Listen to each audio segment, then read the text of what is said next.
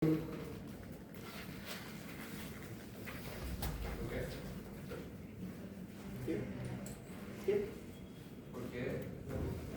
qué está alterada la excreción? Porque tiene 1.8 de creatinina, ¿la vieron?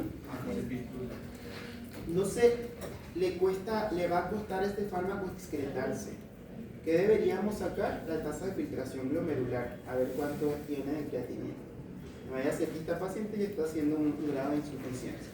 Y bueno, ahí nos falta ver un montón de cosas, pero por lo que tenemos, podemos decir que es probable que el ATME vaya a tener alterada la excreción. ¿Podría ser la absorción?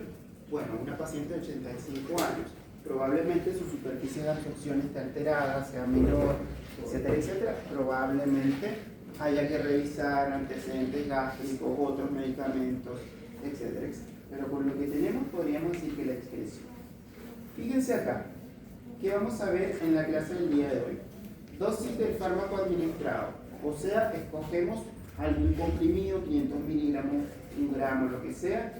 El paciente toma el comprimido y voy a tener, después de pasos de liberación y de absorción, voy a tener la concentración del fármaco en la circulación sistémica, es decir, el fármaco se va a absorber.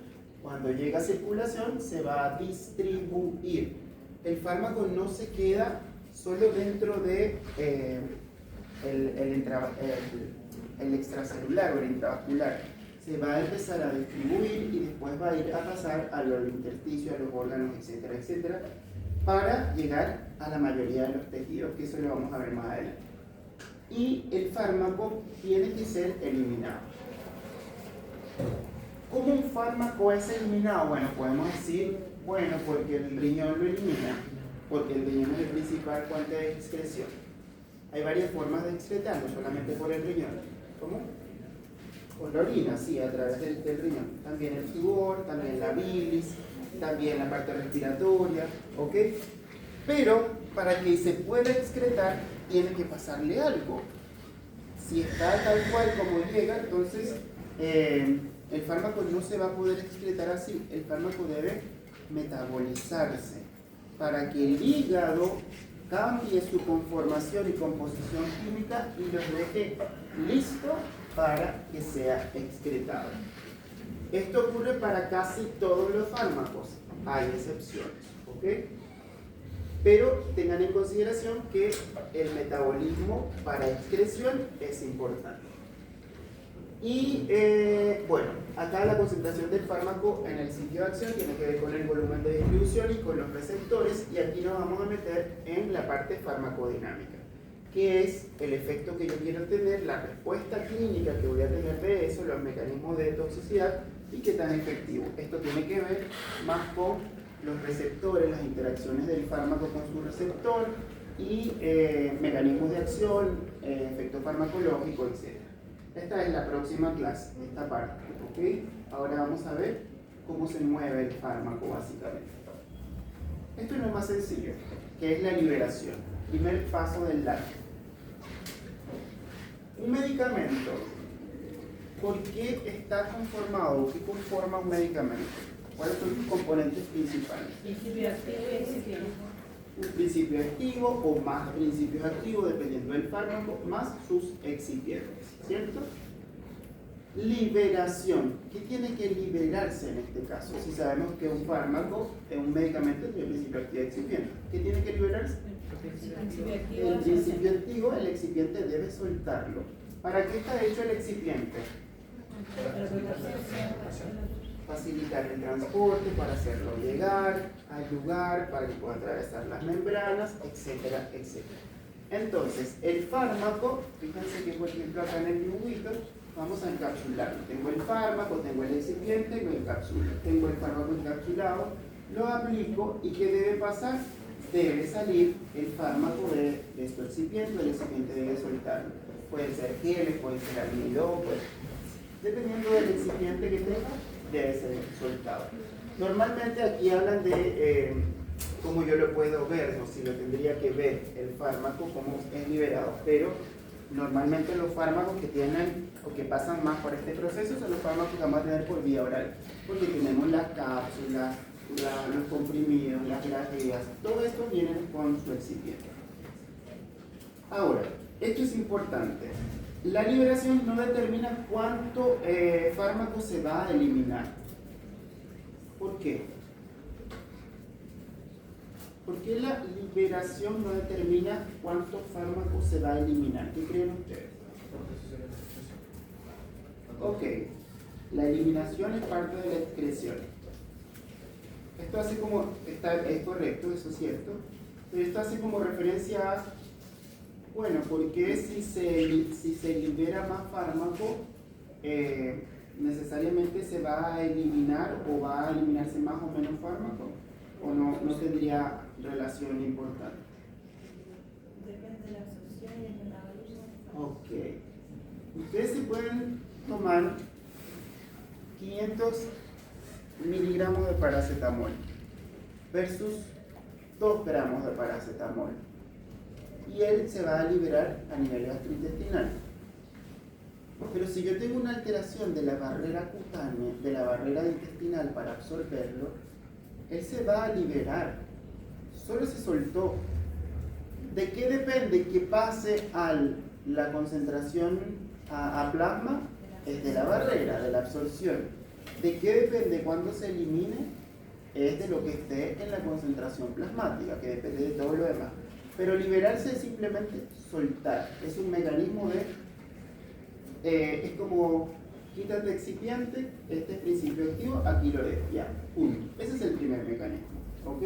Que eso puede depender de muchas cosas. Evidentemente, en los procesos de intoxicación, cuando un paciente toma un exceso de medicamentos, se van a liberar más, pero aquí lo que estoy aumentando son las dosis, ¿ok? No el medicamento como tal. Sí puede determinar qué tan rápido puede actuar. ¿Por qué? Si un fármaco se libera más rápido, se absorbe más rápido. Por ejemplo, ¿qué creen ustedes que entre una cápsula y un comprimido, qué se libera más rápido o qué libera más rápido su principio activo? La cápsula. Porque es una cápsula blanda o dura, pero su componente gelatinoso hace que se degrade muy rápido con el jugar. Pónganse una cápsula acá en la boca, esperen unos minutos. Ya van a tener muy rápido, a diferencia del comprimido, que se empieza a tener un sabor muy desagradable, pero va a estar mucho tiempo esperando que. Es por eso que los comprimidos sublinguales son sublinguales y su cubierta o sus excipientes están hechos para que se degraden mucho más rápido. Por eso no podemos poner un comprimido normal como sublingual. ¿Ok? La absorción. Absorción es el paso de sustancia. ¿Qué tanto más rápido? ¿Cómo? ¿Qué tanto más rápido? El sublingual puede estar en 5 minutos, ya puede estar, dependiendo del tamaño y de los miligramos, claro está, ya puede estar suelto o soltando su principio activo. Generalmente en 15 ya está listo.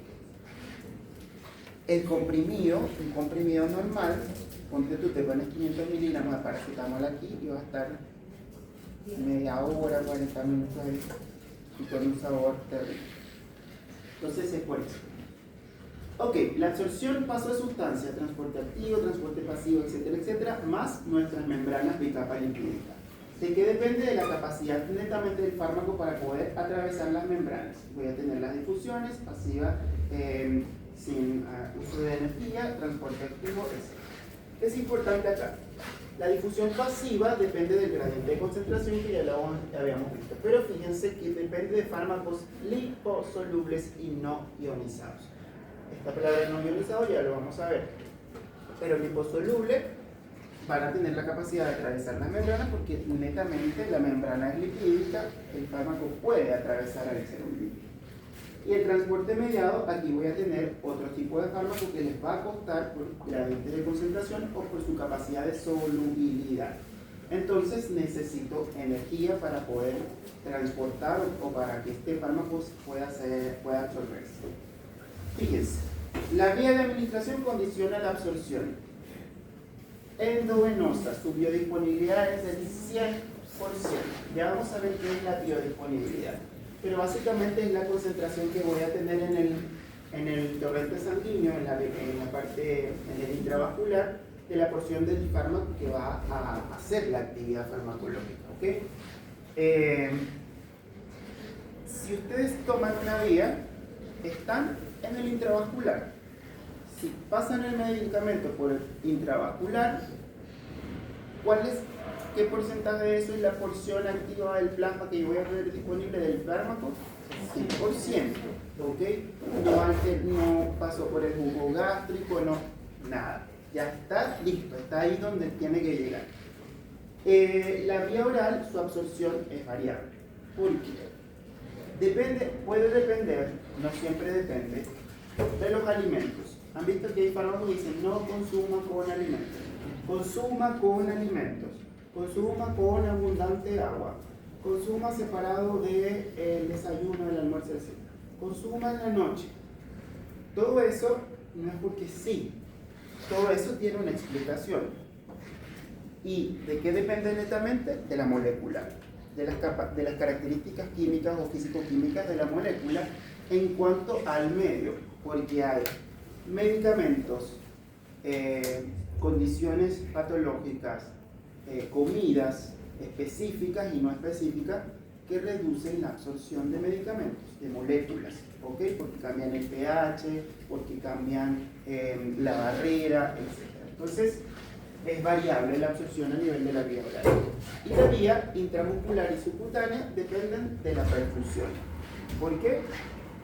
¿Cómo creen ustedes que funcionaría? Ya, por ejemplo, cuando usamos un medicamento vía oral, bueno, sabemos que va a funcionar como la comida. Llega al estómago, se degrada el jugo gástrico, se libera. Cuando tengo el principio activo, dependiendo del fármaco o las características, va a atravesar la membrana. Eso sí, después de ahí va a llegar a la circulación. Listo. Si lo tengo endovenoso, lo pongo de una vez dentro del torrente sanguíneo. Listo. Pero ¿qué pasaría con la parte intramuscular y subcutánea? En intramuscular, ¿dónde está el fármaco? En el músculo, en un músculo. ¿Qué tiene que pasar ahí para que el fármaco llegue a circulación? ¿Qué pasa? Hasta Tiene que atravesar fibras musculares e igual tiene que llegar al vaso sanguíneo, a la red capilar que esté por ahí. No es que lo ponemos en el músculo y lo estamos poniendo directamente en una vena o una arteria. Igual tiene que difundir. En el tejido celular subcutáneo, lo ponemos en la grasa. ¿Cuál es la característica, una de las características buenas del tejido celular subcutáneo? Que es muy irrigado, es muy vascularizado. ¿Ok? Entonces, al ser tan vascularizado, se absorbe el fármaco, puede atravesar rápidamente el tejido. Entonces, ¿de qué depende? De la perfusión de ese tejido, de que tan vascularizado esté. Por ejemplo, si nosotros tenemos un mínimo tejido celular subcutáneo y ponemos un fármaco ahí, probablemente le va a costar un poquito más porque hay menos vascularización, porque hay menos grasa. ¿Ok? Ok, ahora sí, ¿qué es la biodisponibilidad? En las literaturas la van a encontrar con la letra F, o algunas con la letra P alta, pero casi siempre sale identificado con la F. Fíjense, fracción de dosis que alcanza a la circulación sistémica en forma activa. Fracción de dosis, cantidad de dosis que alcanza la circulación sistémica en forma activa. No se les puede olvidar ese concepto. ¿Por qué? Todo esto es general, pero cuando ustedes debían haber traído la próxima clase les voy a mostrar una ficha de un fármaco, para que vean que dice fármaco tal, mecanismo de acción tal, efectos tal, farmacocinética, absorción tanto por ciento, biodisponibilidad tanto por ciento, metabolismo hepático por tal vía, distribución 2 puntos, unión a proteína plasmática del tanto por ciento, excreción renal de tanto por ciento, más excreción biliar. Entonces, yo no quiero que se aprendan y no les voy a preguntar después en esos medicamentos cuánto es el porcentaje de excreción de... No, porque eso se los va a olvidar y no, eso es mucha información, no. Pero, y si lo quieren saber específico, pues en algún punto lo revisamos, lo buscan y ya está. El punto real es que ustedes después lean un fármaco nuevo, viejo, lo que sea, lo lean y digan, mira, su porcentaje de unión a proteínas plasmáticas es el 80%. ¿Qué significa eso? ¿Qué quiere decir eso? ¿Qué tengo que tener en cuenta yo con ese paciente? ¿Qué pasa si está 80% unido? Eso es lo importante, que sepamos analizar esos datos, no que se sepan la cantidad de proteínas plasmáticas de absorción. No, eso nadie se lo va a saber. Pregúntenle a un especialista, ¿cuánto es la unión de proteínas plasmáticas del ketorolaco? No sé, nadie le va a decir eso. Pero al momento de estar con un paciente y ver un fármaco y que el paciente, ustedes digan, este paciente es hepático, oye, ¿qué tengo que revisar? De características del medicamento. Ya, puede ser la unión de proteínas plasmáticas, puede ser la expresión, veamos. Entonces ahí pueden analizar, podría ser que no vaya a funcionar por esta característica y esta característica. No se saben los porcentajes, pero lo pueden analizar y pueden tratar mejor al paciente. Esta clase como general, de generalidades, lo que queremos aprender es a eso. Como tener, bueno, biodisponibilidad tal cosa, si se altera es por esto y por esto. Y después cuando veamos los medicamentos es mucho más sencillo el análisis en realidad. Entonces, determina cuánto fármaco llega realmente al organismo. La vía endovenosa, volvemos al mismo ejemplo, pongo un fármaco, ¿cuál es mi biodisponibilidad? 100%, porque la biodisponibilidad me dice que es la fracción del fármaco, la dosis, que alcanza la circulación en forma activa. ¿Cómo logró alcanzar la circulación en forma activa la vía endovenosa? Pues porque se lo puse, ¿cierto? Entonces, independientemente de cómo llegó, es la fracción. Pero la vía oral, por ejemplo, su biodisponibilidad es menor al 100%. ¿Por qué?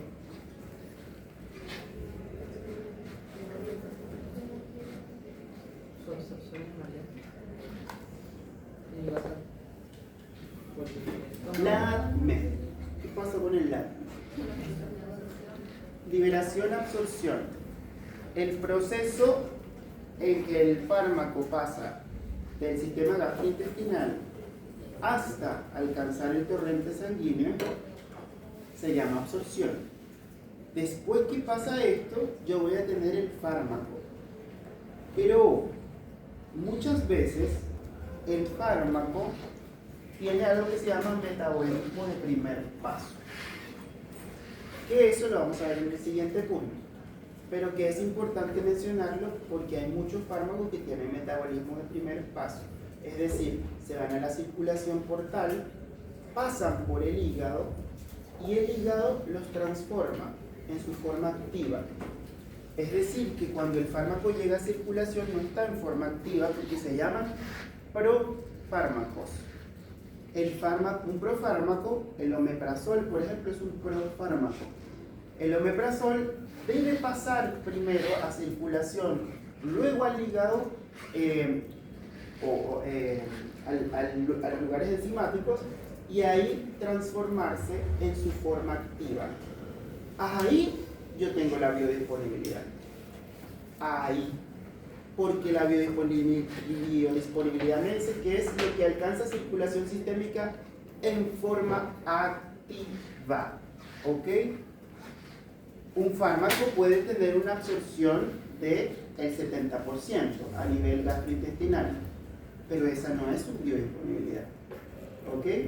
La biodisponibilidad puede cambiar. ¿Por qué? Porque si pasa por el hígado, tiene metabolismo de primer paso hepático, a lo mejor la biodisponibilidad es del 50%. ¿Sí? Ténganlo en consideración. Ya vamos a revisar un poquito más qué es esto de metabolismo de primer paso y todo eso, pero eso para que lo tengan. ¿Qué factores modifican la biodisponibilidad? Forma farmacéutica. ¿Por qué? Porque tiene que ver con la liberación, ¿ok? Y la composición y esa forma farmacéutica, ese principio activo, cómo se vaya a absorber en el organismo. Las interacciones y las propiedades físico-químicas que tienen que ver con las moléculas y con otras cosas como los alimentos, por ejemplo, las interacciones. Hay fármacos, a veces no han visto que dice, no le dé este medicamento a la misma hora que este, o junto con este, espere media hora, espere una hora, espere 2 horas. Porque cuando ellos se liberan por sus propiedades físico-químicas, compiten por utilizar los medios de transporte de absorción. Entonces, ¿qué hace? Uno empieza a desplazar el otro. Después el intestino se sigue moviendo, sigue la peristalsis, no se absorbió, pues ya no se absorbió, se excreta. Entonces vamos a tener una repercusión en la biodisponibilidad después. ¿Qué tenemos que saber? Así como cositas básicas. ¿Qué fármacos no puedo mezclar? ¿Qué fármacos no doy con alimentos? ¿Qué fármacos sí doy con alimentos? Esto de los alimentos y de interacciones no solo es para yo tener la biodisponibilidad y la concentración que quiero, pero también depende de otras cosas que vamos a ver más adelante. Y los estados fisiológicos y fisiopatológicos. ¿Por qué?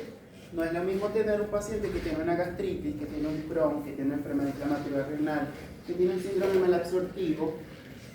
No es lo mismo para absorción a un paciente que está fisiológicamente sano. No es lo mismo el porcentaje o la superficie de absorción de un adulto mayor, una persona de 85 años como la paciente, a un paciente que tiene 30 años. ¿Ok? Recuerden, en la clase de fisiopatología vimos envejecimiento celular. El envejecimiento celular aplica para todo. Las células intestinales también van a envejecer, por lo tanto su capacidad de absorción, transporte, etcétera, etcétera, también empieza a mermar. ¿Ok? ¿A qué edad empezamos a envejecer?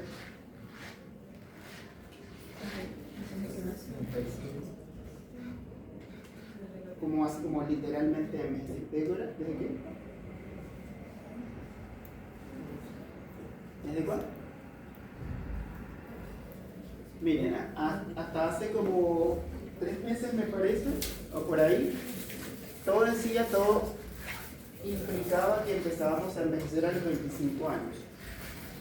Las células. Claro, entre los 25 y los 30 es un envejecimiento lento, después de los 30 hasta los 35 es un poco más marcado, y a los 35 se suma otro proceso.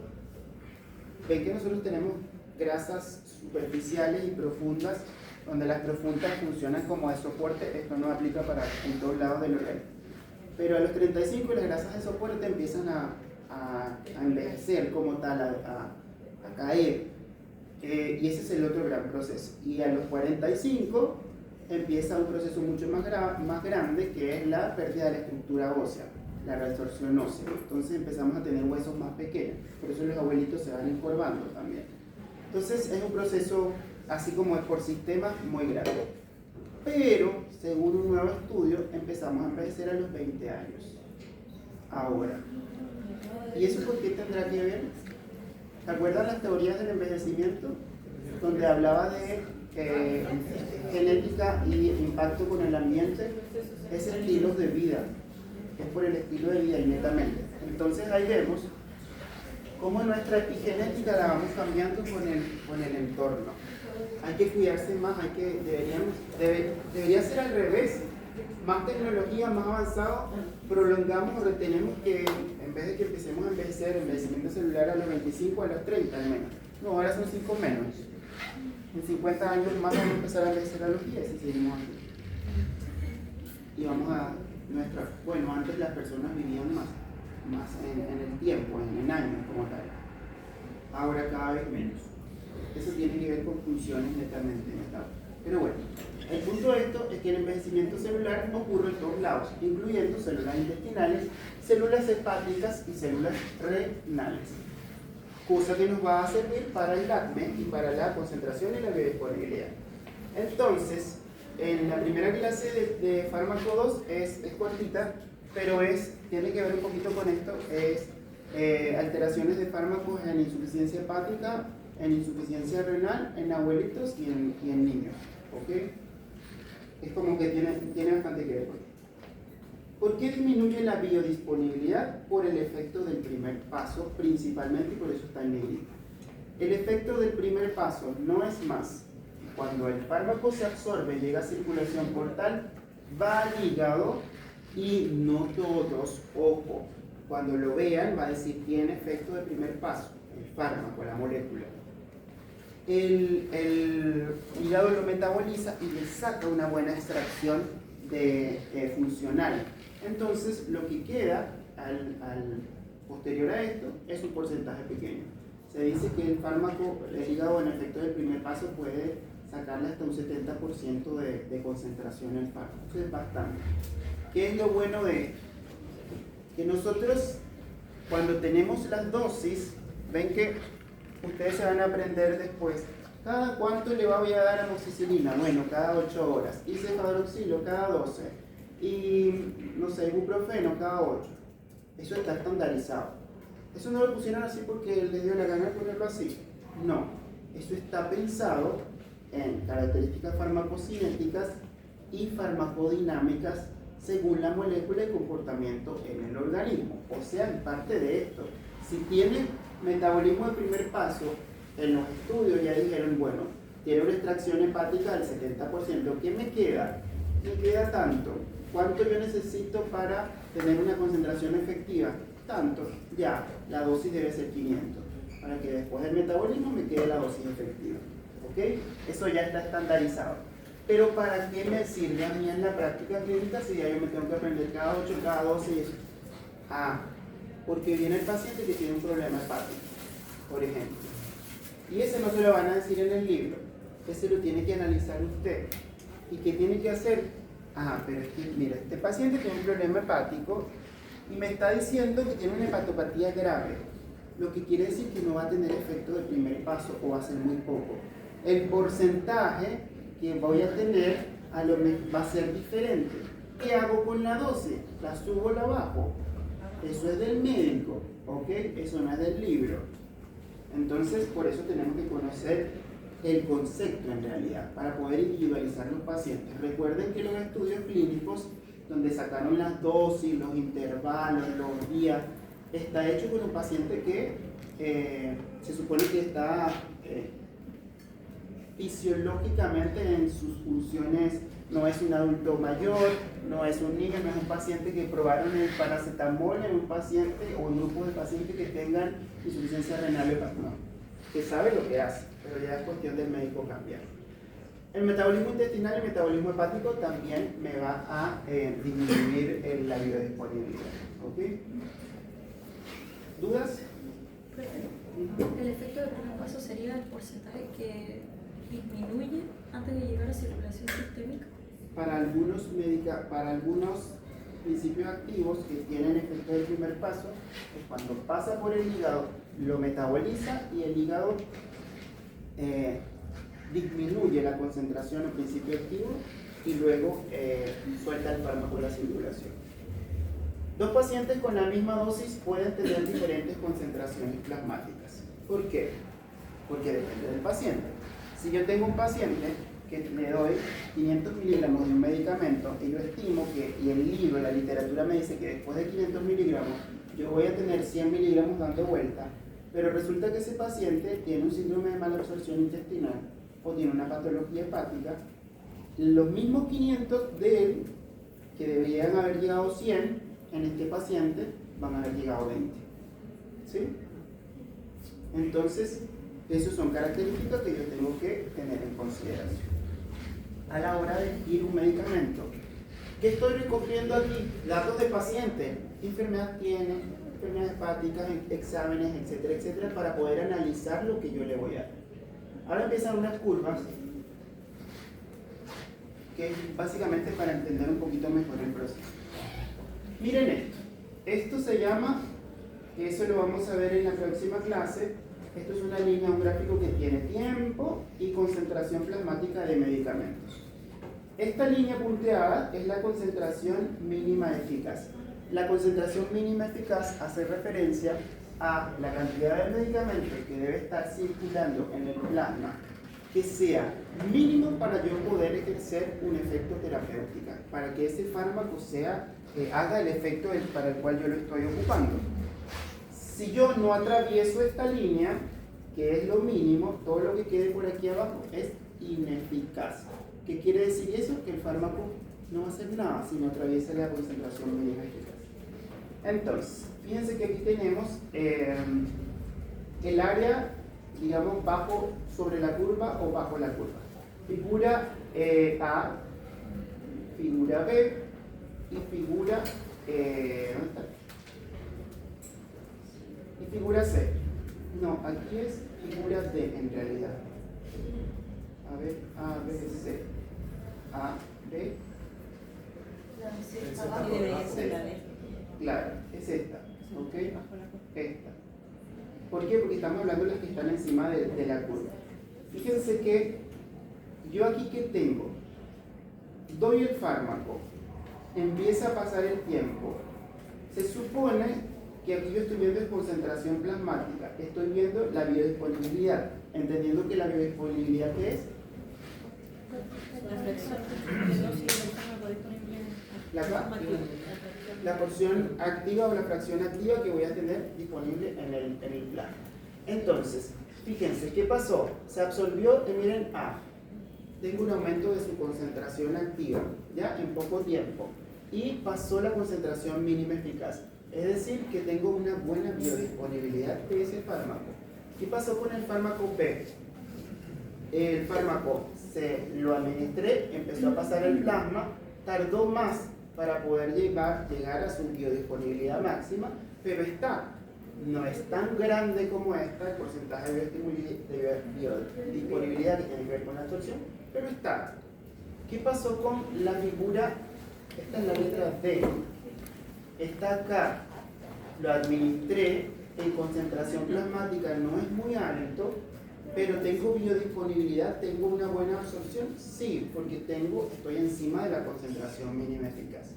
¿Y qué pasó con la curva C? Di una dosis, pero su absorción fue errática, su biodisponibilidad es mala.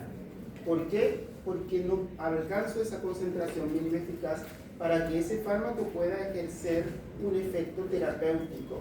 Este fármaco, ¿qué va a hacer? Clínicamente, ¿qué va a hacer el fármaco C que no llegó ahí?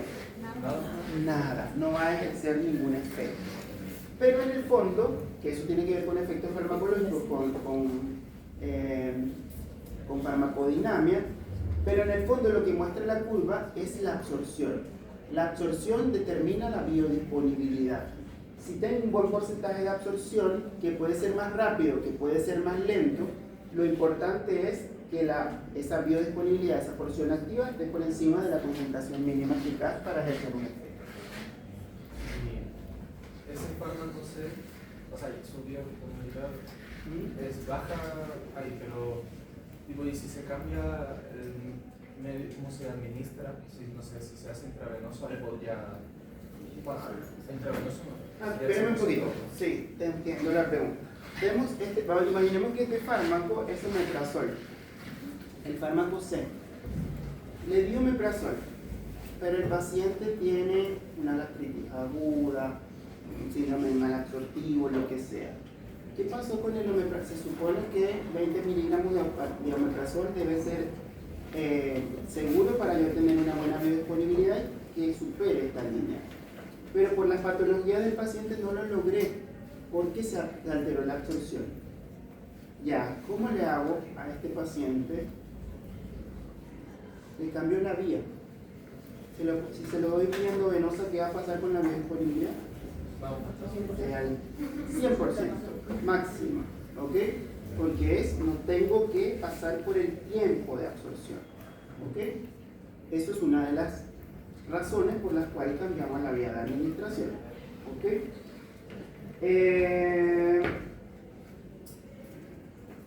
Ya, otra cosa que también es importante es cuando empiezan a descender las curvas en el tiempo, que tiene que ver con la figura D. ¿Qué pasa con la figura A? ¿Qué pasa con la figura B en el tiempo? Miren ahí, empezó a descender, hasta acá se mantuvo, debería tener aquí como horas o algo, pero se mantuvo con concentración con CM. B un poco más, pero la D ¿qué pasó con el tiempo de concentración efectiva? Fue cortito, fue hasta ahí nomás. ¿Ok? Porque su concentración, su biodisponibilidad fue baja. Entonces, el fármaco rápidamente, en poco tiempo, voy a tener un descenso hasta la concentración o debajo de la concentración mínima eficaz. Por lo tanto, este fármaco, su efecto probablemente está ahí y nada más.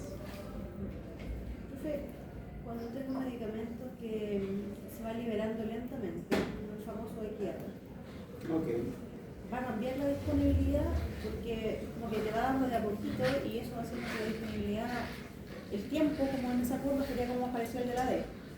Aumenta, pero se mantiene poco tiempo para que vuelva la otra descarga y así se mantenga prolongadamente en el tiempo. Ok. La biodisponibilidad no depende del tiempo. ¿Ok? Del tiempo dependen la concentración mínima eficaz y el efecto. La biodisponibilidad depende de la absorción. Las formas de liberación prolongada o diferidas o lo que sea cambian cómo se libera el fármaco, por ejemplo, para que yo dé el fármaco y el fármaco se absorba al momento que deba absorberse. Por lo tanto, cuando la dosis que voy a tener cada cierto tiempo, porque tú vas a hacer una dosis muy parecida, se va a absorber lo muy parecido en cada vez que se vaya liberando el fármaco y la biodisponibilidad va a ser la misma. No es que vaya a cambiar, porque lo que estoy haciendo es, en eso lo que estoy haciendo es prolongar el tiempo en que yo tengo el fármaco encima de la curva, pero no porque estoy alterando algo de la absorción del fármaco. El fármaco se va, si todo está bien, se va a absorber como se tiene que absorber. Es como si estuvieras tomando un fármaco cada 30 minutos, una cosa así, o algo. Claro, que te lo va liberando de a poco para Poco a que poco. se mantenga en el tiempo. Exacto, eso. Pero eso, no confundir biodisponibilidad con tiempo necesariamente, no depende de eso, depende de la absorción directamente. ¿Okay? La biodisponibilidad y velocidad de absorción determinan el efecto clínico. ¿Ok? Entonces, velocidad de absorción. ¿De qué depende la velocidad en que se absorbe o de qué puede depender la velocidad en que se absorbe un medicamento? Condición del paciente, superficie y falta algo. ¿Qué? ¿Cuál? ¿Qué? Más fuerte, yo no escucho. ¿Quién dijo? La vía de administración, sí. Y si hablamos netamente de la vía oral. Ok, y algo puntual más importante que todo eso. La forma farmacéutica. No es lo mismo tomar un comprimido que una solución con jarabe, ¿cierto? Porque ahí tiene que haber algo que se llama disolución, que tiene que ver con la liberación, y ya lo vamos a ver. Un jarabe, ¿qué se absorbe más rápido? ¿Un comprimido o un jarabe? El jarabe, ¿ok? El jarabe ya está en un medio acuoso, ya está listo para atravesar la membrana. Ok, vamos a pasar la asistencia y vamos a hacer un breve.